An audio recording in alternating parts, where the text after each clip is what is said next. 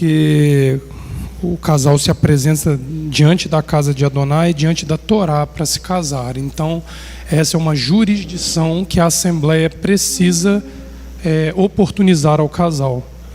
Nós vamos entender isso na paraxá de hoje. Existem jurisdições que nós não podemos abrir mão delas, porque senão não faz sentido a nossa existência como comunidade, tá? Eu queria também dar um grande abraço aqui em duas pessoas especiais que estão aqui conosco, Israel e Aguinaldo, duas pessoas queridas por nós. Israel já tem vindo aqui de vez em quando, mas Aguinaldo volta agora. É muito bom, a mãe de Aguinaldo veio junto, ex-aluno do projeto Nechamá, hoje aqui conosco. Para nós é um motivo de grande alegria. Sejam bem-vindos e sintam-se em casa. Amém? Outra coisa importante que nós precisamos lembrar antes de começar a olhar a paraxá de hoje é que nós começamos o mês de Elu. O mês de Elu dá início cronologicamente à segunda ou terceira, como nós já conversamos, subida de Moisés e a descida dele ao final de 40 dias, no dia de Yom Kippur, com as tábuas. Então nós precisamos nos atentar que é um mês de preparação, de santificação, de purificação, de retorno à palavra do Criador, para que celebremos Rosh Hashanah, Yom Kippur e Sukkot. Nós não podemos esquecer que estamos no mês de Elu. Cada dia do mês de Elu, hoje é o 4º dia de Elu, lê-se 3 salmos e mais o Salmo 27. Então nós temos todo o livro dos salmos para orar ao longo de 40 dias. E em breve nós vamos fazer a convocação para uma nova imersão às vésperas de Rosh Hashanah. Nós precisamos depois conversar sobre isso e nos prepararmos para esses dias. Por que uma imersão? Porque nós precisamos purificar a nossa consciência. E o que é que denota o resultado de uma consciência? Os nossos 5 sentidos. Então nós precisamos purificar a nossa visão, a nossa audição, o nosso paladar, nosso olfato e o nosso tato, concernente às coisas físicas e espirituais. É por isso que se imerge. Vocês vão ver que Yeshua, no período que ele vem, o primeiro encontro dele com João o imersor é numa imersão. É numa imersão. E o anúncio da imersão era: o reino de Elohim está próximo. Eis que chega diante de vós o reino de Elohim. Arrependei-vos. Nós estamos indo a Yom Kippur, o dia central do arrependimento de pecados de todo um ano de vida nosso. Nós não podemos ignorar essas premissas que a Torá nos dá, que Yeshua nos explica de maneira tão clara, para nós não errarmos com essas questões. Tá certo? A paraxá de hoje, a paraxá Shoftim, contempla os capítulos 16, verso 18, ao 21, verso 9 do livro do Deuteronômio, Devarim. Especificamente, tem como apoio o Salmo 17, o profeta Isaías no capítulo 51, 12 ao Isaías 52, 12, e João no capítulo 1, do verso 19 ao 27, exatamente em cima do que nós estamos conversando. Mas nós precisamos observar um detalhe, que os homens que estão mais habituados e as mulheres a participarem dos serviços regulares da casa, toda manhã e toda noite, ora-se a segunda bênção. Hashivá, Shofiteno, Kevarishona, Veotseno, Kevaterrilá, Vahaser Mimeno, Yagon, Vanahá. Lor Aleno Meera, Ata Adonai Levaderá, Behesed Uvrahamim, Betsedek Uvmishpat. Baruch Ata Adonai Melech, Ohev Tzedaká Umishpat, Bishem Yeshua Hamashiach. 2 vezes ao dia isso é orado regularmente na casa. A bênção diz: restitui os nossos juízes como outrora, e os nossos conselheiros como nos primeiros tempos. Tira de nós a aflição e a tristeza e reina sobre nós prontamente. Somente Tu, ó Eterno, com bondade e misericórdia, com justiça e julgamento. Bendito és Tu, ó Eterno, ó Rei, que amas a justiça e o julgamento. Em nome de Yeshua, Messias. Essa oração, ela se apoia no texto de Isaías, capítulo 1. Abre lá, por favor.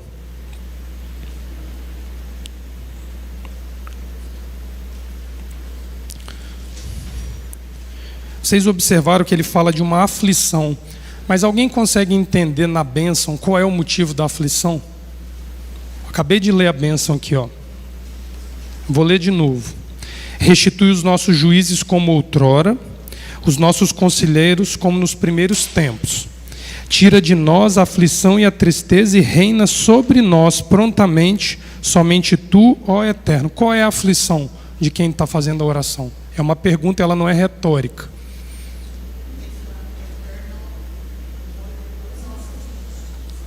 A ausência de justiça.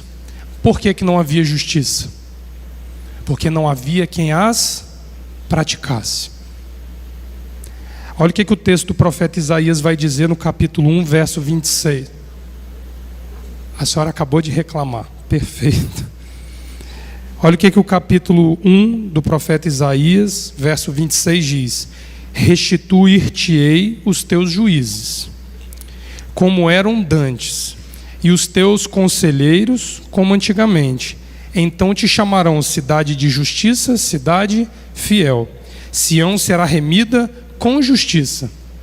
O meio qual Adonai vai remir Sião é com o retorno da prática de justiça. E os seus arrependidos com retidão.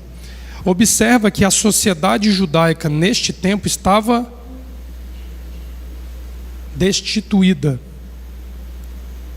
Uma sociedade que não comunga da justiça divina é considerada uma sociedade destituída.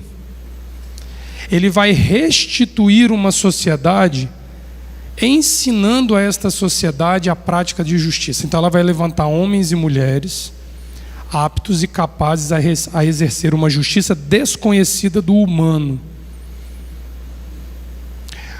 Segundo os rabis da casa de Israel, eles dizem que a Torá ela se apoia num tripé: oração, Torá, que é o ensino da palavra, e justiça social. Esse é um apoio.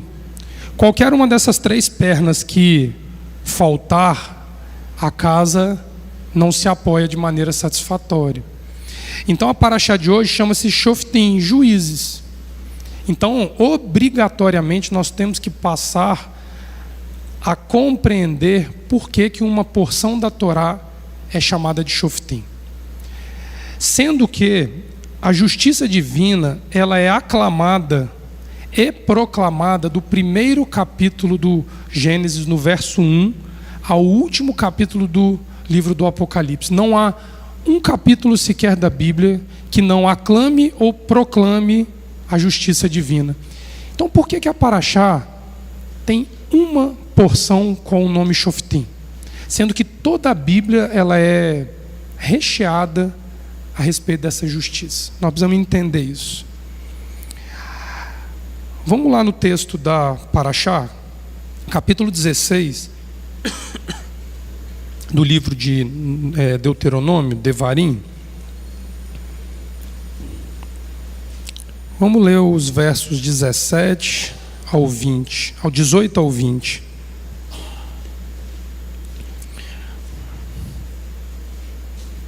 Verso 18: constituirá juízes e oficiais em todas as cidades que o Eterno teu Elohim te der entre as suas tribos, para que julguem o povo com reto juízo. Não torcerás a justiça, nem farás acepção de pessoas. Não tomarás suborno, pois o suborno cega os olhos dos sábios e perverte as palavras dos justos. Segue a justiça e só a justiça, para que vivas e possua a terra que o Eterno teu Elohim te dá. Não estabelecerás um poste ídolo junto ao altar que levantares para o Eterno teu Elohim. Nem levantarás para ti estátuas, coisas que o Eterno detesta.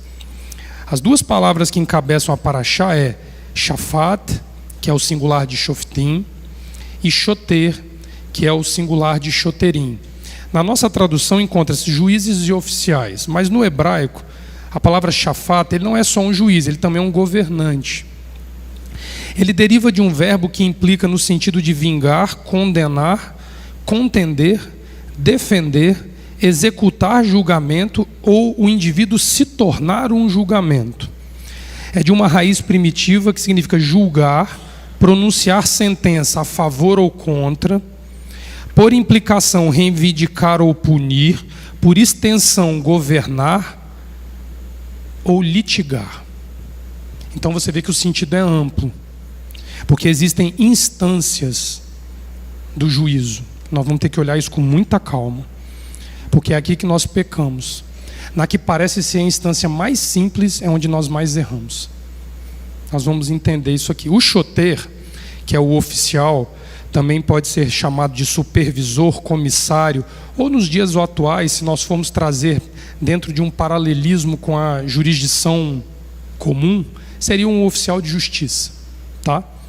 Ele era responsável, biblicamente falando, por notificar os envolvidos no processo. Provavelmente, a raiz significa escrever. Propriamente, então, a raiz choter, comissário ou oficial, ela também descreve a condição do escriba, do sofer. Ou, por analogia ou implicação, um superintendente ou magistrado oficial. Vejam que todas as duas palavras denotam terminologias jurídicas. Entendam, não é política, é jurídica. Hoje a crise que domina o Brasil é que o poder judiciário está se envolvendo politicamente, moralmente e ideologicamente numa sociedade onde ele é reservado a julgar. Entende o desequilíbrio social que isso gera? Soma-se a um governo anti-Elohim. E nós temos um prato feito para uma nação, uma sociedade ser descontinuada, destruída. Esse é o cenário brasileiro dos dias atuais. Precisamos entender por meio de Torá. Não adianta vir com moralismo e ideologismo político para tentar explicar o que está acontecendo, porque senão nós vamos ficar rodando e não vamos sair do lugar. Presta atenção. A existência de indivíduos encarregados da aplicação da justiça é um tema delicado, mas também vital na narrativa bíblica, e contempla de maneira plena a necessidade humana de ser regulada como consequência da vida coletiva existente desde os tempos primitivos. Por que existe regulamentação de justiça? Porque nós vivemos em coletividade, senão não haveria essa necessidade. Esse é o primeiro ponto. Notem que o hebraísmo é claro a respeito do objetivo por detrás da constituição de juízes e comissários em meio a uma sociedade. Não há dúvidas em relação à mediação imparcial de conflitos ser julgadas por um indivíduo não envolvido diretamente no pleito. Não aceite suborno, o suborno cega o sábio. Olha aqui o texto, nós acabamos de ler, subverte a causa do justo. Então a imparcialidade do juiz é uma premissa para a existência dessas duas classes jurídicas que nós estamos estudando aqui. Porém, há uma particularidade. Essa particularidade, ele é o ponto alto do entendimento dessas duas funções, do choter e do shafat, que encabeçam a porção, visto que é determinante na continuidade de nossa vida atrelada à Torá. Ou seja, se nós não entendermos o conceito de justiça emanado da Torá, não há condições de sustentar uma vida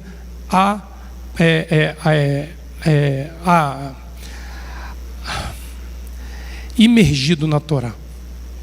Se você está querendo dizer para mim que você imergiu a sua vida na Torá, pulou de cabeça nessa vida espiritual que emana da parte de Adonai, não há sustentação para essa afirmativa se eu e você não formos praticantes e conhecedores deste critério chamado justiça. Porém, nas sociedades primitivas, e eu não diria só nas primitivas, com frequência os que se consideram lesados, os que se encarregam da administração da justiça. Do ponto de vista social, histórico, a antiguidade principalmente, era muito comum que o indivíduo lesado fosse o autor da prática da justiça. o que isso entra em oposição ao que nós acabamos de falar, que o juiz precisa ser imparcial. Mas a Torá tem uma exceção à imparcialidade, que vai dar ares de primitividade a um aspecto isolado da Torá, que se encontra na mesma porção no capítulo 19. Quando ocorre um homicídio, segundo a Torá, ele é classificado de duas formas: o doloso e o culposo. Se o indivíduo, em sua cabeça, desejou matar, fez uma emboscada ao seu irmão, e ele correr para uma cidade de refúgio, ou uma cidade levítica. Em Israel eram 6 cidades refúgio, e eram mais de 40 cidades levíticas. Ora, se esse homicídio acontecesse e ele fosse doloso, os juízes da cidade, e esses juízes não necessariamente eram levitas, eles poderiam ser os homens comuns da cidade, praticantes de Torá, eles têm por obrigação entregar o criminoso nas mãos do vingador de sangue, daquele que perdeu o ente querido, para que ele recebesse a pena de morte como punição. Do outro lado, se o assassinato foi acidental, este mesmo grupo acolhe o assassino e ele fica isolado da vida comunitária enquanto o sumo sacerdote vigente estiver vivo. Então ele não é levado à morte se ele for considerado culpado, mas sem dolo. É a única exceção que na prática da justiça o indivíduo lesado ele está envolvido diretamente na aplicação da justiça. No mais, mas vocês vejam que o envolvimento dele é regulado por quem não está envolvido. Não é uma coisa que acontece à torta e à direita. Por exemplo, explicar para vocês um caso que aconteceu essa semana. Uma funcionária minha alugou uma casa para uma mulher morar, pastor. E essa mulher era casada, ela se separou do marido. Não tinha filhos, morava sozinha. Só que o marido manteve-se como um amigo dela.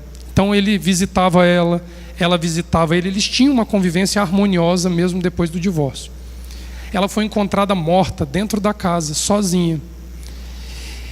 E ele, sabendo da notícia, foi lá. O povo que estava em volta da casa, do bum bum bum bum bum bum bum bum bum bum bum, diz que o ex-marido, levantaram a lebre de que o ex-marido tinha matado a mulher. Ele quase foi linchado. E ele sequer estava lá. Tanto é que quando a polícia chegou, não teve problema nenhum, o rapaz nem para a delegacia foi. Isso é a minha funcionária me contando a situação. Para vocês verem que, mediante um pleito popular, um homem poderia ter morrido, dependendo da situação, poderia ter sido espancado ou até mesmo preso por causa de um testemunho totalmente alheio a uma questão de Torá. E vejam que o povo que o acusou sequer tinha envolvimento com o indivíduo que tinha morrido lá dentro. Então, se nós não conhecemos Torá, nós estamos passivos de nos envolver. Porque se botar isso numa rede social, é capaz de um de nós falar assim: mata esse vagabundo, dá uma surra nele. E nós nem sabemos o que nós estamos apoiando. Hoje o mundo é regulado por esse tipo de situação. Prestem atenção. O equilíbrio societário, guardem isso aqui no coração de vocês. O equilíbrio societário advém do cumprimento de uma legislação patente e eficaz. Só assim vai ter equilíbrio societário. Para que ele construa um ambiente favorável à existência de uma sociedade.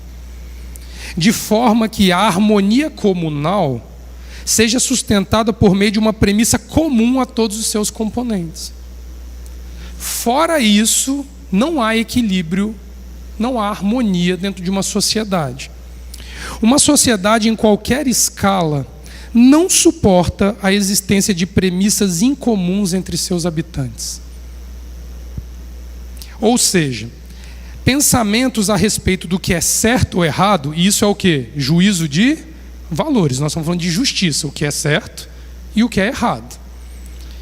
São o cerne da existência de uma comunidade. Ela só existe porque todos os participantes concordam com o que é certo e com o que é errado. E praticam o que é certo e evitam praticar o que é errado. Só isso sustenta uma comunidade, uma sociedade, em qualquer escala. Municipal, estadual, federal, universal e religiosa. Só se sustenta assim. Ou de outra forma, essa sociedade constituída deve ser considerada frágil e vulnerável dentro do aspecto existencial. Aonde Israel, no capítulo 1 de Isaías, falhou? A lei dizia justiça. Israel praticava injustiça. Então havia no meio de uma sociedade os partidários da justiça e da injustiça. A sociedade sobreviveu? Não. Prestem atenção nisso. Prestem atenção nisso. Vamos falar francamente, que eu não sei se é de outra forma. Se aqui dentro houver partidarismo quanto a ideologias, conceitos, se a associação Aleph Bet não for uma unanimidade aqui dentro, a comunidade não se sustenta. Mas o risco da comunidade é levado como pleito aos juízes para ser julgado. A não ser que todos se calem e consintam. Porque eu quero agradar ao meu irmão. Não. Na semana passada, a pastora Sandra está aqui, ela e Leomar ensinaram, vocês me corrijam se eu estiver falando alguma coisa fora do que vocês ensinaram. Aprendemos sobre o jugo nas relações humanas, não foi isso? O jugo, especialmente quando aspiramos à convivência entre seres de espécies diferentes. E foi falado que existem 3 formas de convivência proibitivas pela Torá. Animais de espécies diferentes copulando, porque não geram semelhança seres férteis. O cavalo, quando a mula e o cavalo, gera o burro. O jumento e o cavalo geram o burro. O burro é um ser infértil. Ele é um ser vivo, mas ele não procria. Nem a mula. Então é proibitivo pela Torá. E botar um boi e um cavalo debaixo de uma mesma canga para arar a terra é proibido, porque alguém vai sacrificar o outro. Não é isso que nós aprendemos? O segundo ponto é que se você vai arar um campo, você não mistura o endro e o cominho. Você não mistura sementes diferentes, de espécies diferentes, num mesmo campo. Você pode ter vários campos com espécies diferentes, mas o mesmo campo. E Yeshua lá na frente vai denunciar que no meio do campo do trigo nasceu o joio. Só que quando isso acontece, o dono da lavoura diz: não arranca agora o joio.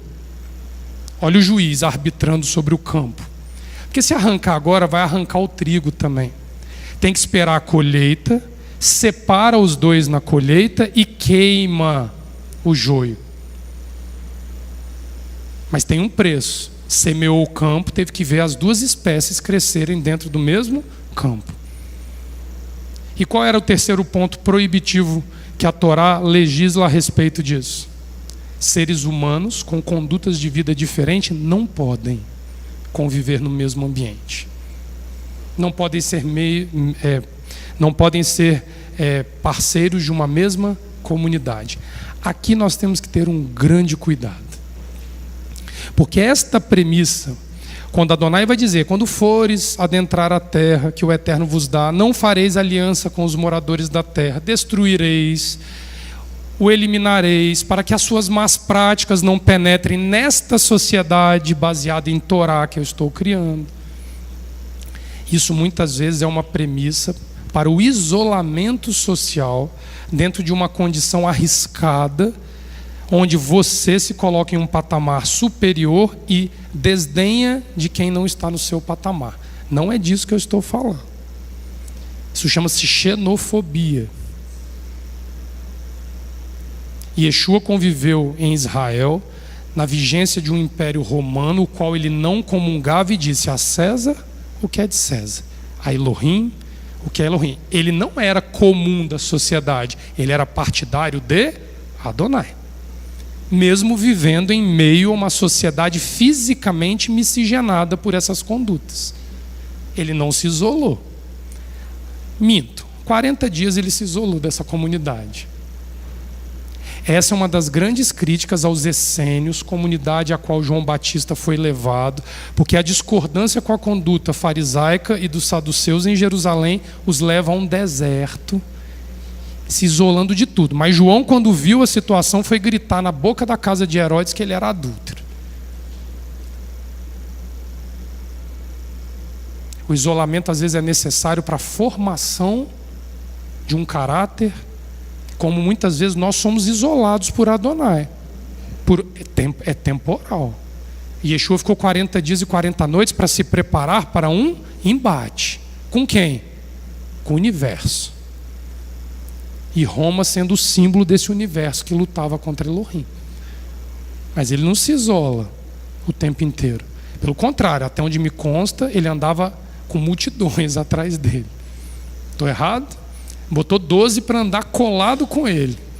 E esses 12 arrebanhando junto com ele multidões. Tá certo. Mas na hora da morte ele foi só.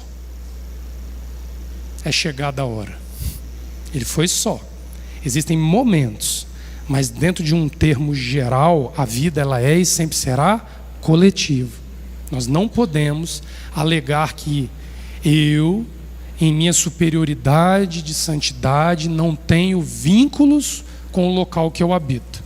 Muitos migram para Israel sonhando que vão encontrar uma sociedade elevada espiritualmente, a ponto de que eu estando ali, eu estou garantido, blindado e protegido de qualquer risco. Israel é um dos países mais democráticos do mundo. Vou falar aqui para os mais religiosos. Tem a segunda maior parada LGBTQIVA+, do mundo. Em Tel Aviv. Estou falando alguma mentira aqui? Ou seja, existe uma síndrome chamada Síndrome de Jerusalém, que pessoas vendem tudo que têm e migram para Israel achando que chegando lá vão viver aquela vida filosófica de Torá que muitos encontram nos livros. Quando chega lá, o solo é duro, o ar é seco, o calor é intenso e quem não trabalha não fica. Quem não trabalha não fica. As primeiras comunidades que fundaram Israel foram comunidades socialistas, comunistas, que criaram os kibbutz tão afamados como sociedades perfeitas. A primeira que foi atacada foi um kibbutz no norte de Israel, lá com a invasão do Hamas. Porque não é esse o modelo societário que Yeshua estabeleceu. Se isolar do mundo, no mundo perfeito. O Éden ficou para trás. E nós vamos voltar no Éden por causa do Leomar da semana passada. Não é isso, Leomar, que você falou do Éden? Nós vamos esmiuçar o Éden, mas vai ser à tarde. Porque nós temos que entender um problema. Por que tem uma paraxá chamada Re, que fala da visão, quando a visão não é o principal dos sentidos humanos no princípio. Assumiu um papel que não era seu por conta da desobediência do homem. Nós vamos falar nisso à tarde. Aí você vai lembrar da história lá que nós conversamos no domingo. Onde é que eu quero chegar com isso? O profeta Amós, no capítulo 3, verso 3, não precisa ir lá, o verso é pequenininho, diz assim: andarão dois juntos, se não houver entre eles acordo? Se não for comum o seu pensar, o seu andar, caminharão juntos? Ele faz uma pergunta. A resposta, se você continuar o texto, ela é óbvia. Por isso, a previsão bíblica gira em torno da Torá ser o centro existencial da sociedade. Tanto dentro quanto fora do território físico de Israel. Isso aqui é muito importante. Fala, Alba. Mas não devia. Mas não devia. Pois é, mas não devia, é um equívoco.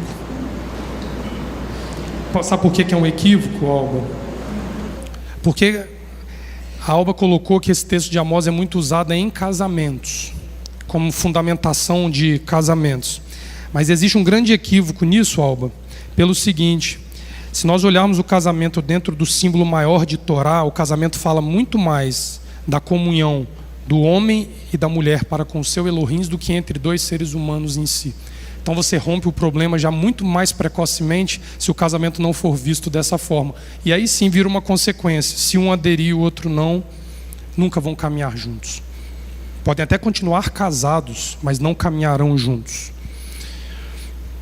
A instância municipal continha juízes e comissários, voltando à estrutura da Torá, aonde havia constituição de juízes e de comissários, nos municípios, nas cidades primitivas em Israel. Então entenda que a instância municipal continha juízes e comissários para determinar sentenças que iam das mais simples às mais complexas, havendo a possibilidade de definir o pleito num tribunal supremo centralizado em Jerusalém. Mas, a princípio, a visão de Torá era de descentralização da justiça. E as causas graves seriam levadas a um tribunal supremo. Qual é o ponto mais importante de nós entendermos essa questão? Que onde quer que eu habite em comunidade, haverá necessidade de erguer-se com o poder de julgar aquela comunidade. Um justo. Para ser mais preciso, a Torá vai dizer que precisa de um minyan de justos. Nós vamos entender por quê. Porque a Torá vai dizer que pelo menos por 2 ou mais testemunhas. Tá? Abre lá o capítulo 17, no verso 8.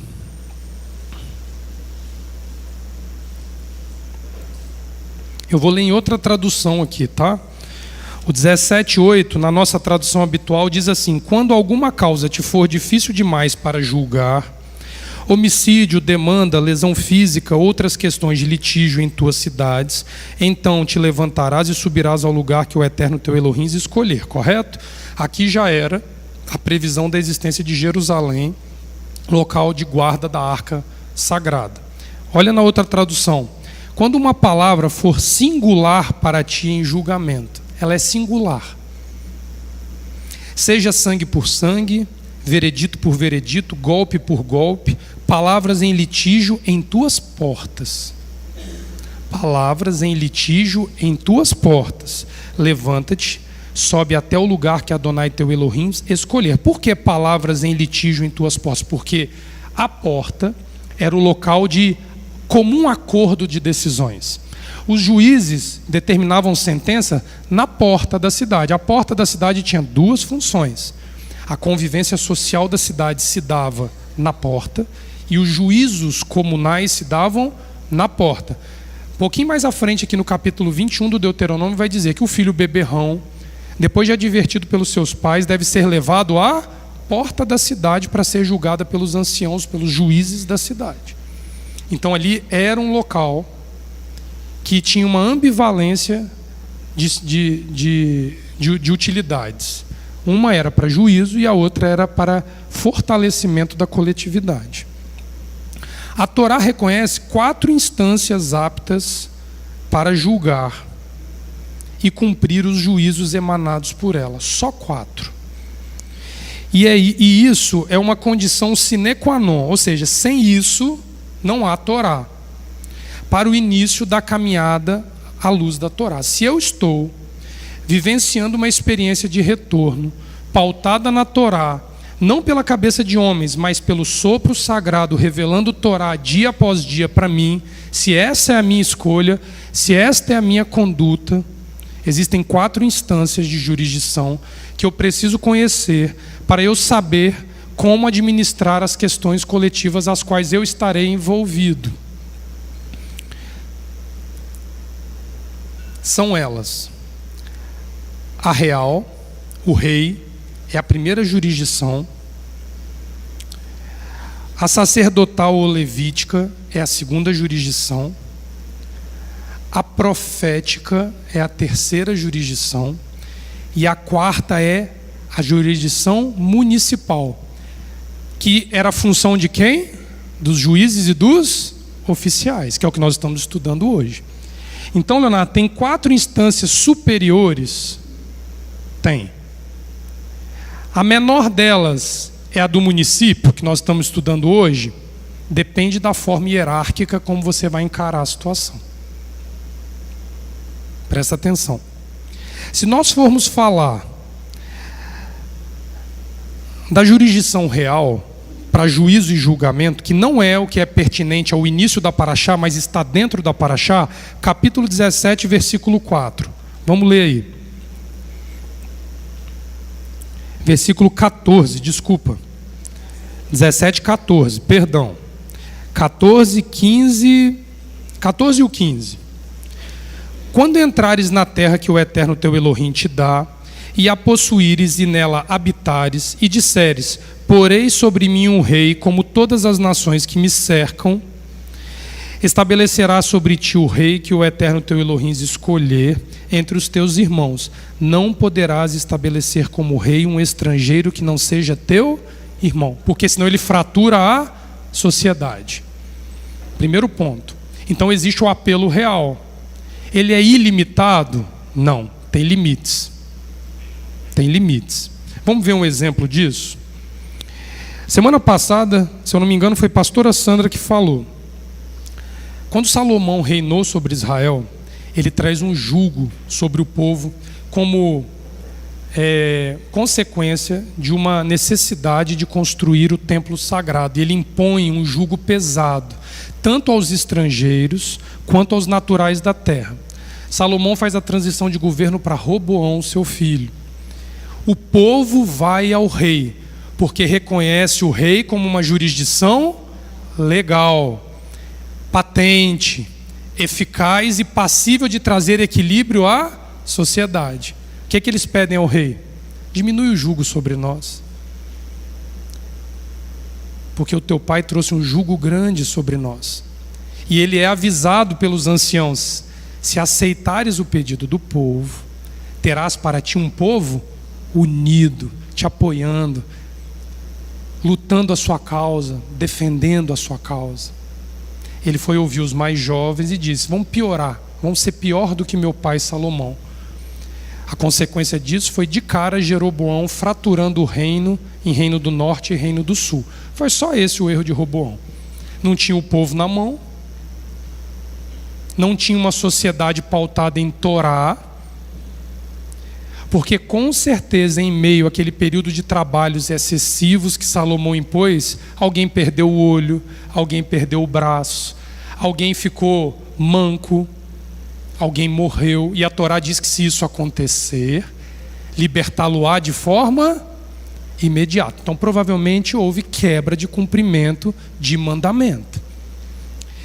Mas observa que o fluxo é, pastora, o rei recebendo o povo. E quando o papel inverte, quando o rei vai ao povo?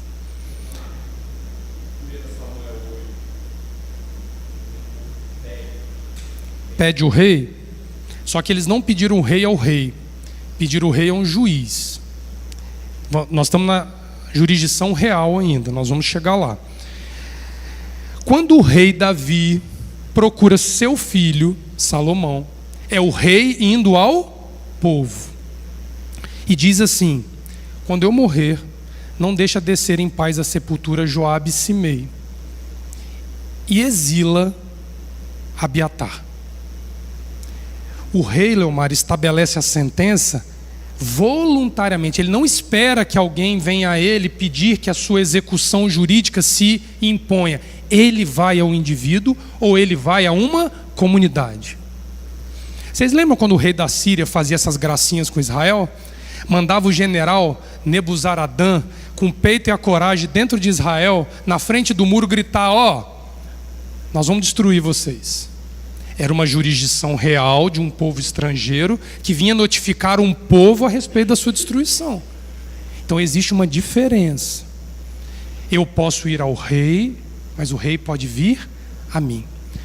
Via de regra, quando eu vou ao rei ou você vai ao rei, a causa, na maioria das vezes, é uma causa individual ou de uma coletividade restrita, a não ser que nós tenhamos um coração nobre a levar ao rei uma causa comum, porque ninguém mais se levantou. Alguém me dá um exemplo disso? De um homem que se levantou em prol de uma comunidade ampla e extensa, para que o rei legislasse a favor desse povo.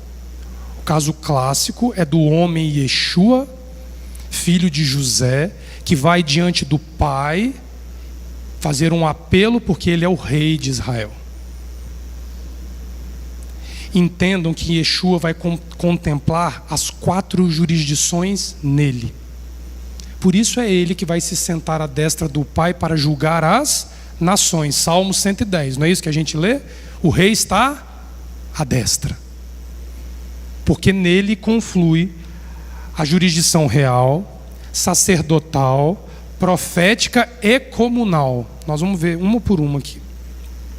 Qual é a segunda situação, pastora Sandra? A jurisdição sacerdotal.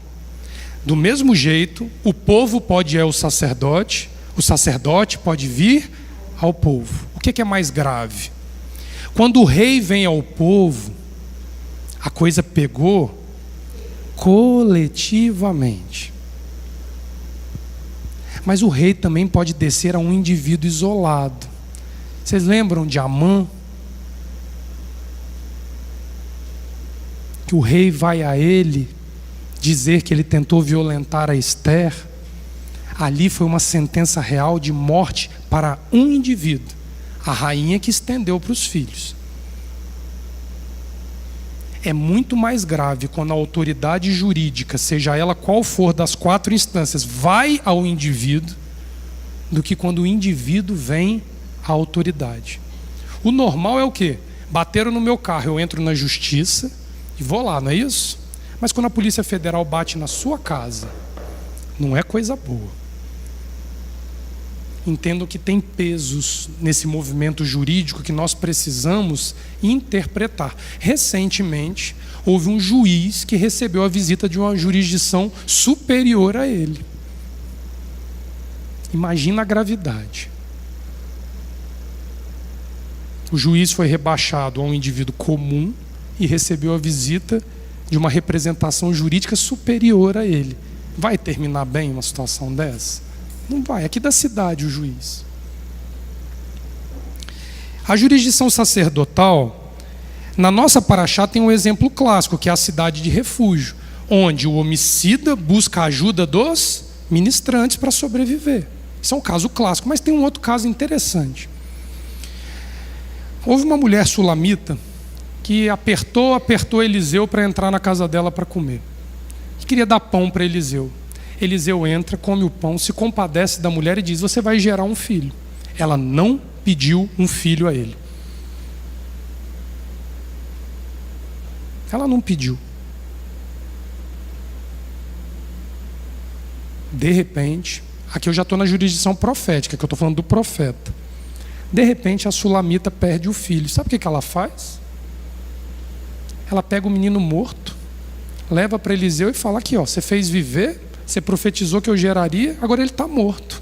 Resolve o problema. São movimentos de auspícios jurídicos que acontecem na nossa vida diariamente e a gente não faz a leitura.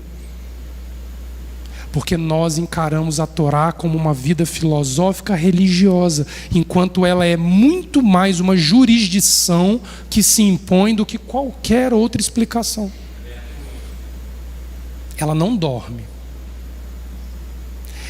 Isso se expressa de forma metafórica quando no profeta Zacarias ele vai dizer assim: porque no final dos dias, a casa do que rouba e diz falso testemunho, eu invadirei com a Torá. O rolo volante vai lá dentro da casa. A notificação é domiciliar, casa por casa. Aí a gente fica assim: eu estou esperando ver um rolo da Torá voando no ar, quebrando a janela e pum! Quando você, pelo anúncio da boca de um justo, está sendo notificado exatamente quando o profeta Zacarias já está avisado. Microfone aí, pastora, por gentileza. Está ali, ó, do lado ali, ó. Ô Lucas, ajuda a sua voz. Isso, por favor.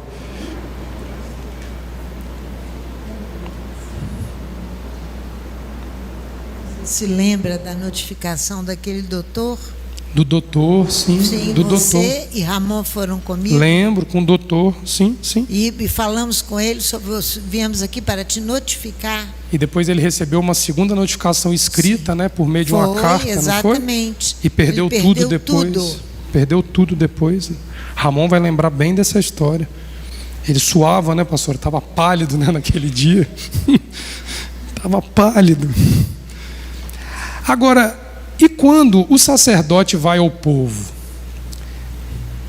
O rei Uzias, leproso, resolve querer incendiar o altar de incenso e sacrificar por conta própria leproso. 80 sacerdotes, mais o sumo sacerdote Azarias, pegam ele de tapa e botam ele a pernada para fora do templo. Ali era uma competição de jurisdições, a real e a sacerdotal. A real tentou invadir os termos da sacerdotal. Os sacerdotes nem esquentaram a cabeça. 81 homens pegaram de safanão e botaram o rei para fora. Vocês acham que eles tiveram medo de perder a vida deles? Eles tinham Torá ao lado deles. Sabiam que o rei não podia oferecer incenso. Leproso não podia nem se aproximar da casa de Elohim. Eles não pensaram duas vezes. Eles tinham plena certeza da jurisdição que estava sobre eles e aplicaram a jurisdição sem o temor de uma retaliação real. Eles morreram por acaso depois? Nós não ainda estamos prontos para fazer a leitura jurídica que permeia o nosso dia a dia. E sem isso, é um barco fadado ao naufrágio. A jurisdição profética. O texto vai dizer, no livro dos Reis, que o povo, num determinado período, o sumo sacerdote, num determinado período, junto com outros levitas e parte do povo, desce a profetisa Hulda para falar com ela. Ele tinha sobre ele a jurisdição sacerdotal, que não é de pequena monta, mas precisou descer à jurisdição profética para ter direção do que fazer. Quem era a outra que fazia isso? Débora. Tinha uma jurisdição específica sobre ela, e o povo ia a ela para que ela julgasse. E ali não tinha problema de feminismo, não era problema de empoderamento feminino. Era uma juíza, era uma instância jurídica, ninguém olhava ali se era homem ou mulher. Simples assim. E os dias de hoje é uma dificuldade absurda para nós entendermos na nossa cara esse tipo de situação.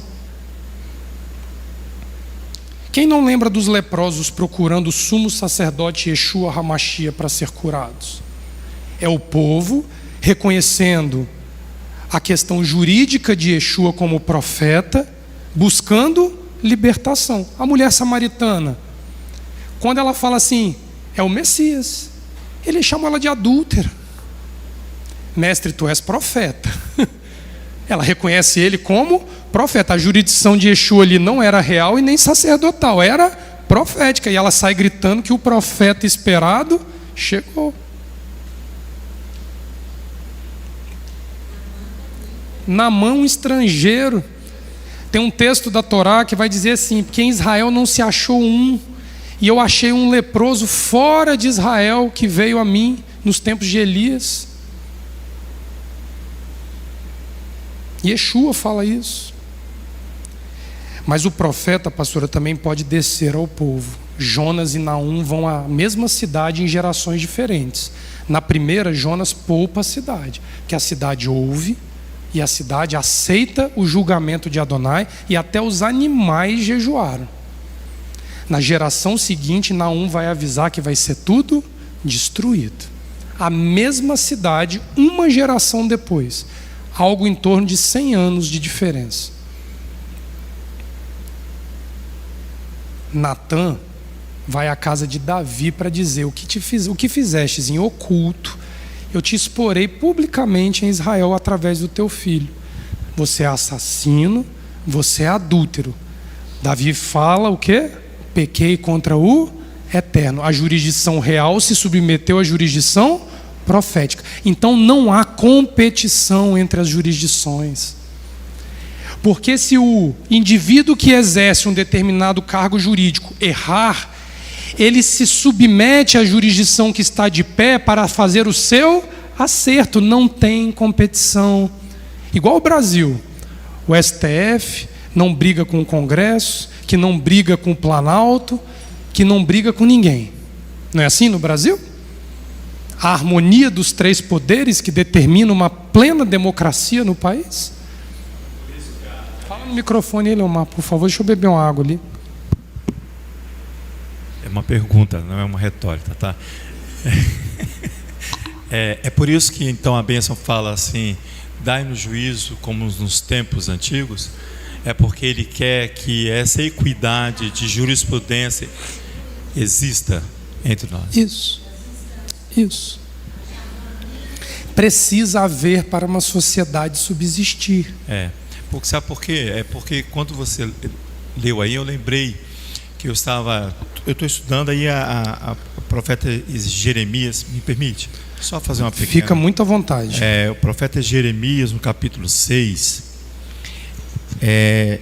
ele se encontra nessa situação, e o profeta, ele vai anunciar, ele vai notificar tanto Israel quanto as nações. Ele diz ali no capítulo 6, verso 16, ele fala bem assim: assim diz o Eterno, ponde-vos nos caminhos e vede, perguntai pelas veredas antigas. Ele vai resgatar essa jurisprudência para estabelecer o juízo.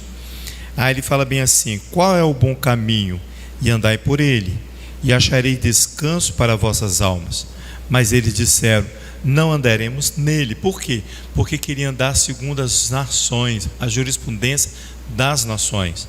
Aí ele fala assim: pus atalaia sobre nós, notificando, avisando, dizendo: estai atentos ao som do chofar. Mas dissesse: não escutaremos. Portanto, ouvi, vós nações, e informa-te, ó congregação, do que se faz entre eles. Ouve tu, ó terra, eu trarei mal sobre este povo, o próprio fruto dos seus pensamentos, porque não estão atentos às minhas palavras e rejeitam a minha lei, a minha Torá. É isso, perfeito. Nós estamos dentro de uma paraxá chamada Juízes, onde existem e contém as 4 instâncias jurídicas que regulam a Torá.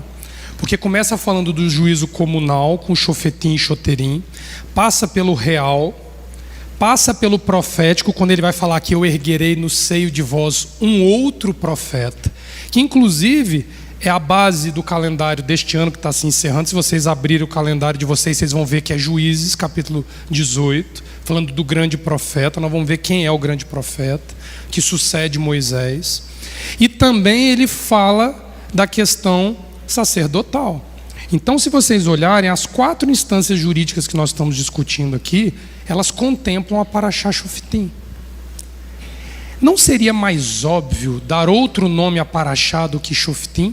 Porque nós falamos do pleito real, nós falamos do pleito sacerdotal, do pleito profético, e agora falta a gente imergir um pouco mais no comunal.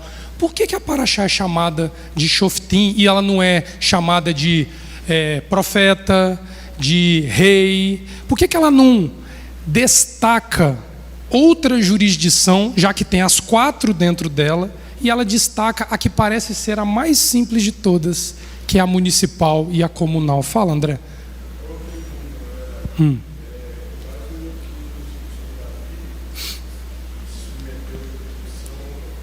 Perfeito. Exatamente. Ele causa uma ruptura na sociedade, porque se você analisar os termos que a democracia brasileira hoje tem discutido, o tema que está em alta é o desequilíbrio entre os poderes. Não é isso que a gente ouve falando, que tem um poder pesando a mão mais do que outro? Não é isso que está acontecendo aí hoje? É o que a gente ouve aí. Mas qual que é o grande problema de um regime não torá? Vou repetir: um regime não torá, ou anti-torá, ou antissemita, que segundo a norma democrática, os 3 poderes existem para fazer contrapesos e contramedidas. Se eu abuso de um lado, o outro regula. Se um falha de um lado, o outro Quando o regime é de Torá pura e simples, os três caminham na mesma direção. Não precisa ter ajuste de pesos e contrapesos para equilibrar uma harmonia societária, porque isso é uma fraude. Isso é fraude. O que se está hoje discutindo no Brasil é como manter a fraude sustentada. Porque o Senado precisa se impor para equilibrar os abusos do STF e o Congresso precisa se impor para equilibrar os abusos do Executivo. É uma fraude. Porque a partir do momento que o Senado conseguir se impor e reequilibrar o jurídico, o Senado vai ser um peso excessivo. Aí vai precisar de outro poder se manifestando. Nunca. Não há sistema democrático harmônico, é fraude. E eu vou mostrar na Torá para vocês que é fraude. Então não adianta se pender para a direita, para a esquerda, para o centrão, para os vieses de marxismo, Olavo de Carvalho. Não adianta. Não há sociedade harmônica fora de uma harmônica estrutura de Torá regendo essa sociedade.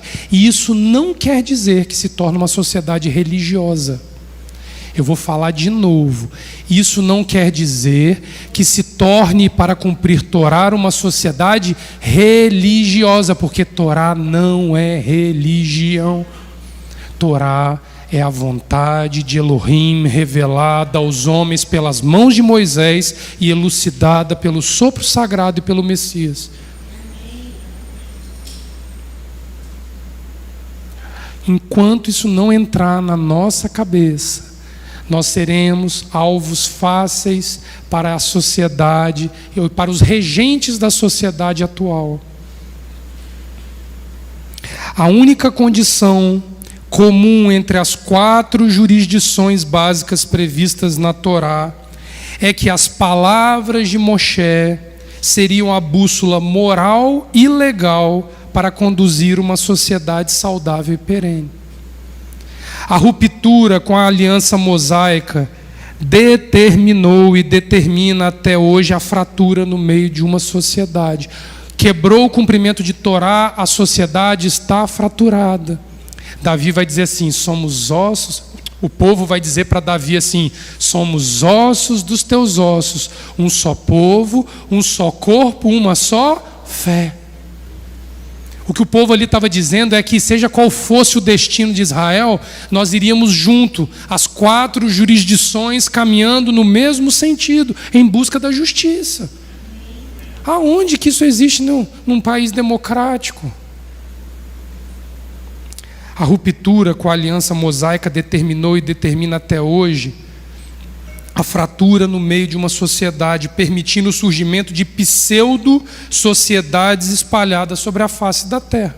Então, dentro do Brasil, tem uma sociedade de direita, de extrema-direita, de centro-esquerda, de extrema-esquerda, de centro-direita, apolitizada. Tem várias pequenas pseudo-sociedades dentro do Brasil. Nós não somos uma sociedade. Em virtude da incapacidade humana de se comprometer e sustentar essa condição ao longo da história, de ser uma sociedade pautada na Torá, é disso que eu estou falando,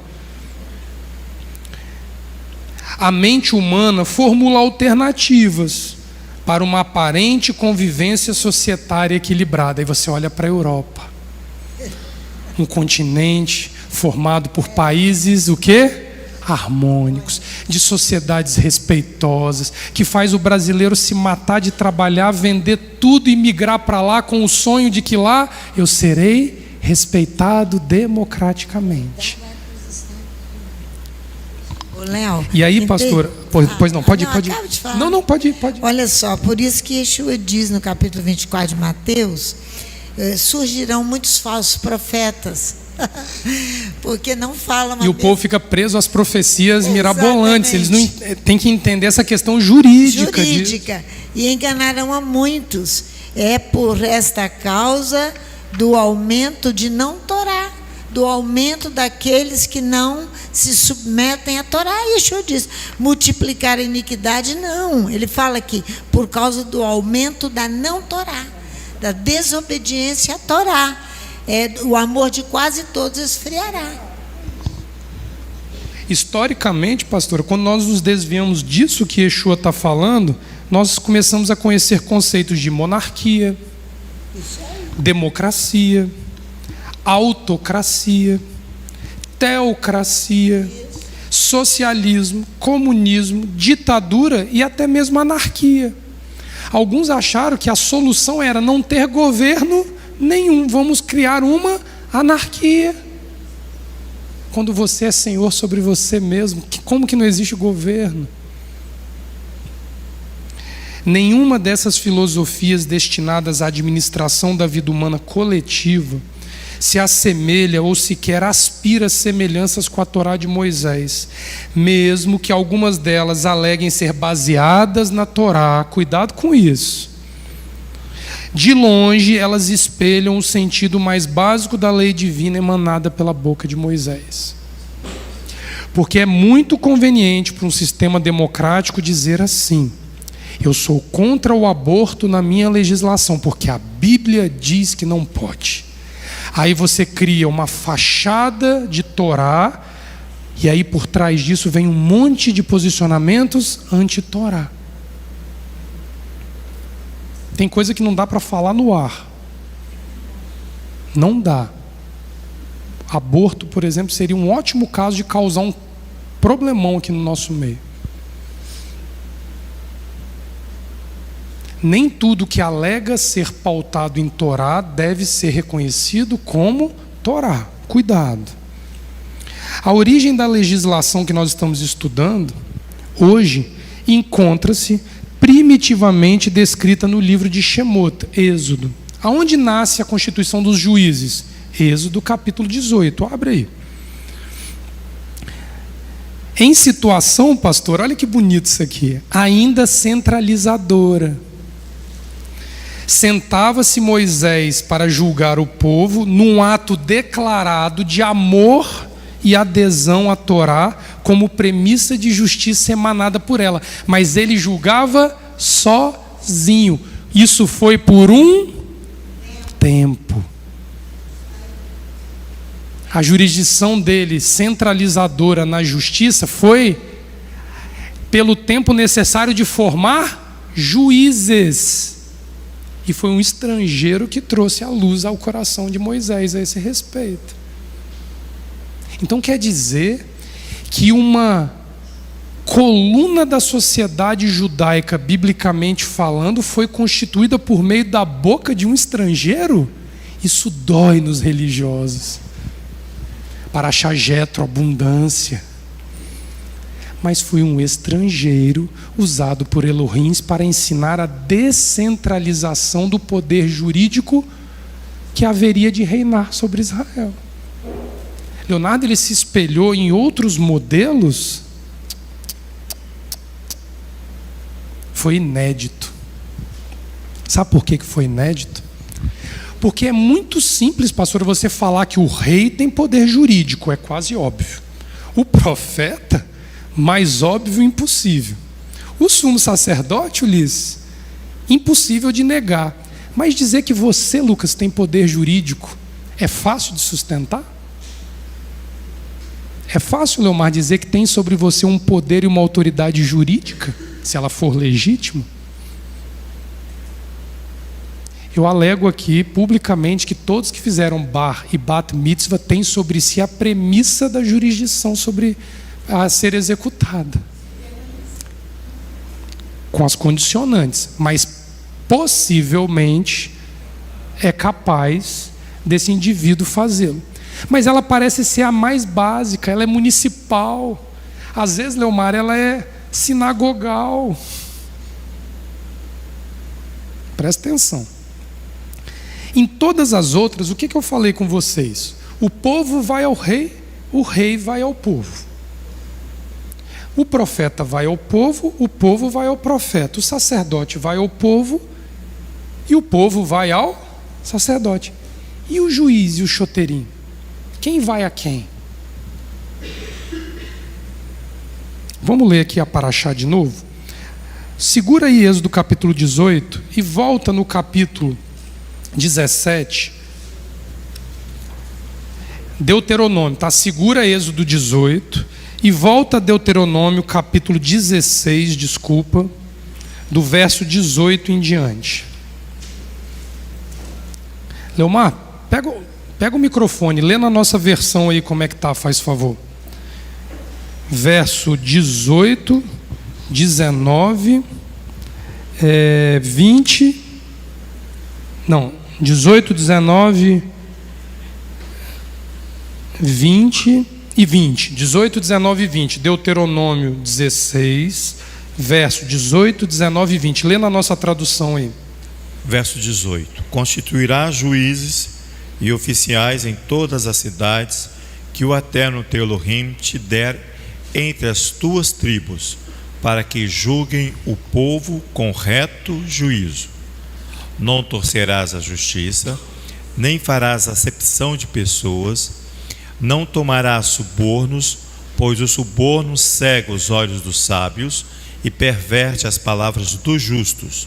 Segue a justiça, só a justiça, para que vivas e possuas a terra que o Eterno teu Elohim te dá.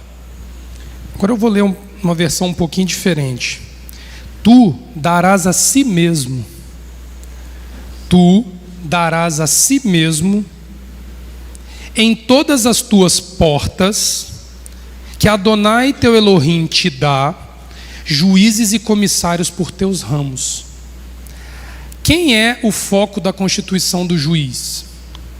Você mesmo.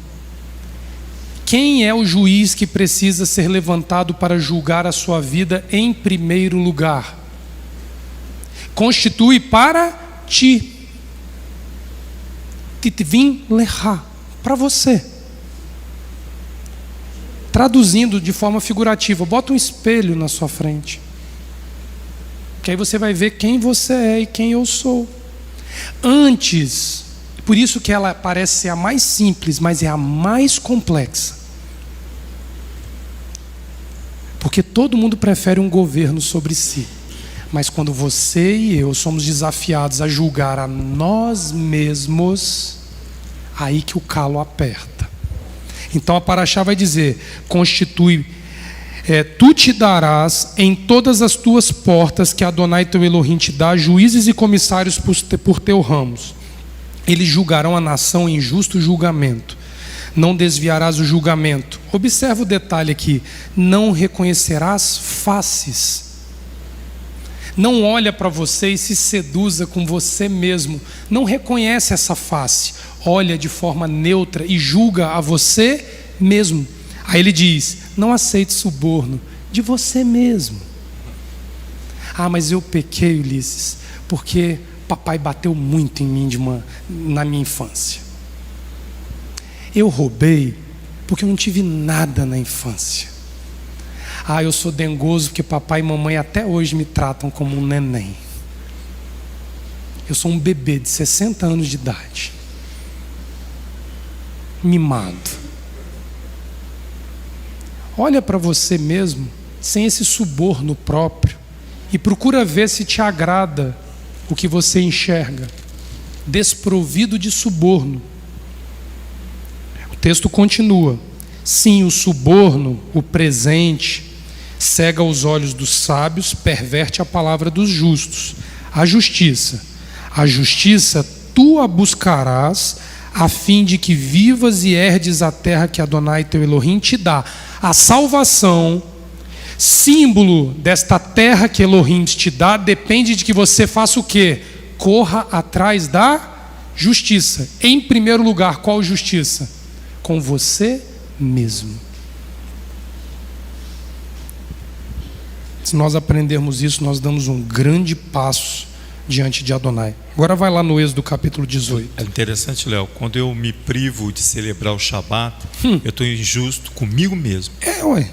O negócio é muito mais Exato, Agora, que a gente pensa. quando existe uma força maior que priva o indivíduo, mesmo que ele seja menor de idade, de estar aqui hoje em Shabat, vem uma jurisdição violenta sobre ele. Porque o Shabat, ele tem aspectos reais, porque ele é a coroa da criação.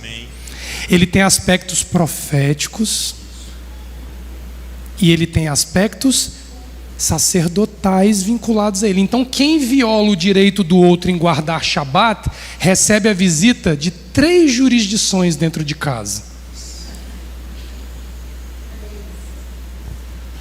Cuidado. Tem gente que já foi advertida sobre isso e ignorou. Capítulo 18. Capítulo 18, verso 13 em diante do livro de Êxodo. Êxodo, capítulo 18, verso 13. Israel aos pés do monte Horebe, aguardando Adonai para uma aliança. No dia seguinte, assentou-se Moisés para julgar o povo, julgar o povo. Olha o paraxá aqui. E o povo estava em pé diante de Moisés da manhã até a tarde. Então era um povo que estava buscando justiça. Eles estavam em pé, aguardando o julgamento. Vendo o sogro de Moisés tudo o que ele fazia ao povo, disse: que é isto que fazes ao povo? Por que te assentas só? Olha o isolamento de Moisés no aspecto jurídico aqui, ó. Isso foi temporal. E todo o povo está em pé diante de ti desde de manhã até a tarde. Respondeu Moisés ao seu sogro: é porque o povo vem a mim para consultar a Elohim. Quando tem alguma questão, vem a mim, para que eu julgue entre um e outro, lhes declare os estatutos de Elohim e as suas leis. O sogro de Moisés, porém, lhe disse: não é bom o que fazes. Certamente desfalecerás, assim tu como este povo que está contigo. Você vai causar uma fratura social. O trabalho te é pesado demais, tu só não o pode fazer. Eram 600.000 homens a pé, fora crianças e idosos. Ouve agora a minha voz, ouve, guarda isso aqui por favor, ouve, e te aconselharei. Conselheiro é o shoterim. Então aqui nós temos a premissa do shoftim e do shoterim. E Elohim seja contigo, representa o povo diante de Elohim e leva as suas causas a Elohim. Ensina-lhes os ruquim e as torot, os estatutos e as torot, o plural de Torá, as leis, vamos chamar assim. E faz-lhes saber o caminho em que deve andar e a obra que devem fazer. Mas procura dentre todo o povo homens capazes, tementes a Elohim, homens de verdade que aborrecem a avareza. Põe-nos sobre eles por chefes de 1000, de 100, de 50 e de 10. Julguem a este povo em todo o tempo. Hakol Zeman. O tempo todo. Tem limite para julgamento? É o tempo todo. Que a ti tragam toda a causa grave, mas toda a causa pequena, eles mesmos a julguem. Assim, a ti mesmo te aliviarás da carga, e eles a levarão contigo. Entenderam onde nasce a estrutura de juízes e oficiais ou comissários dentro? No ato de outorga da Torá. Por quê? Porque a Torá se impõe com seu aspecto jurídico na sua essência. Antes de mais nada, ela traz sobre ela um peso jurídico capaz de julgar o universo em todas as instâncias. Não há como escapar do juízo da Torá. Ah, Leonardo, mas eu escolhi viver numa sociedade democrática comunista.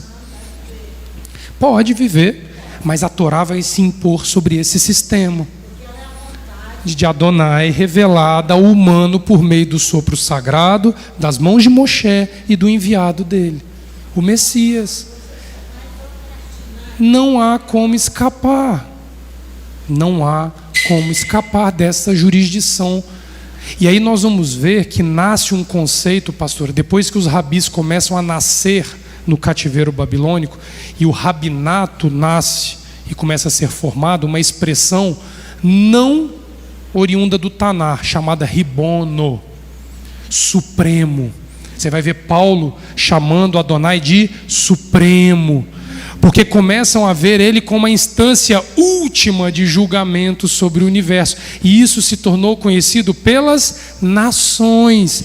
Ele ganha o nome atribuído a ele de uma suprema corte celestial a partir do momento que as nações, enquanto só Israel conhecia, ele não era chamado Ribono. Ele é conhecido como Elohim. Juízes também tem um conceito por trás disso. Elohim é tanto Deus quanto juiz, porque está atrelado ao aspecto divino o poder de julgamento. Mas quando as nações conhecem esse poder, elas conhecem ele como supremo. Supremo. Se eu souber, não considero boba, não, de forma nenhuma, André. Salmo 50. Altíssimo.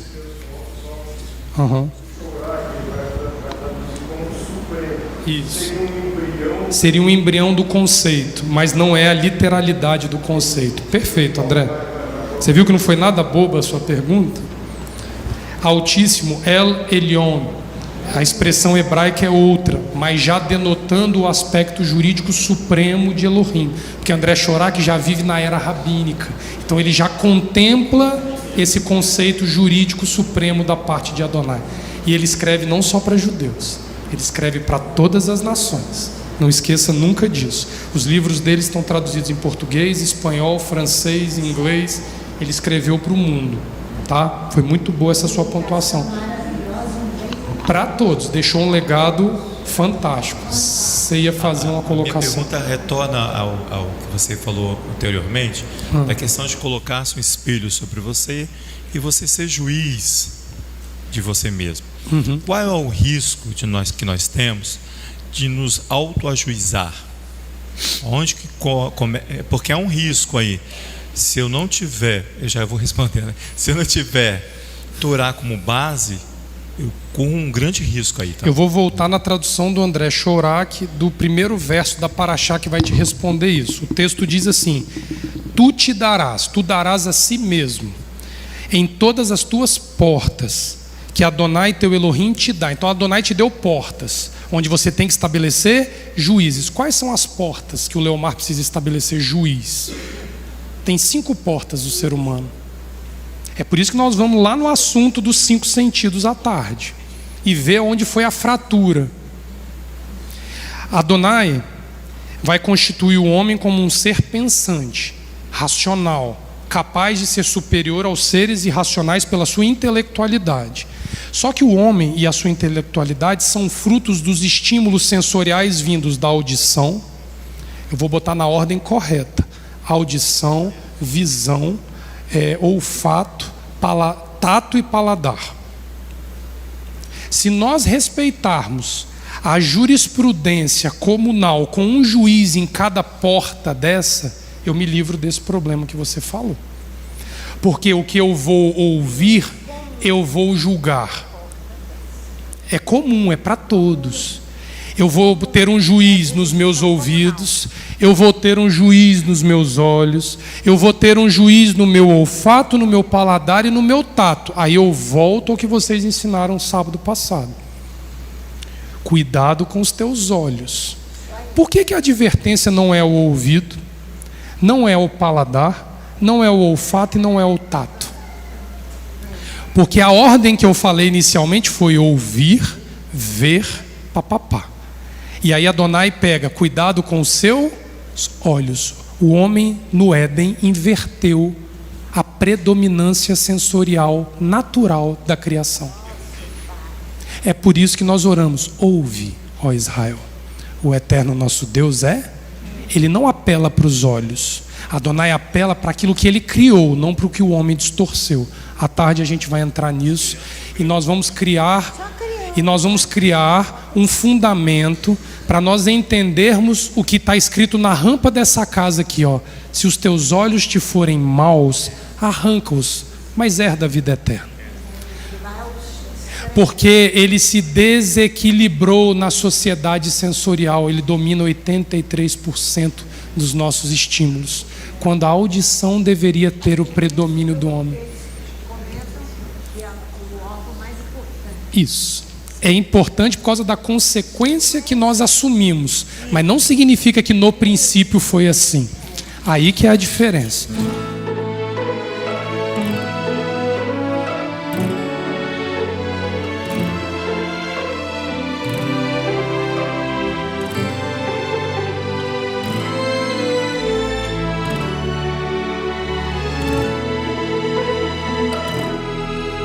A vontade do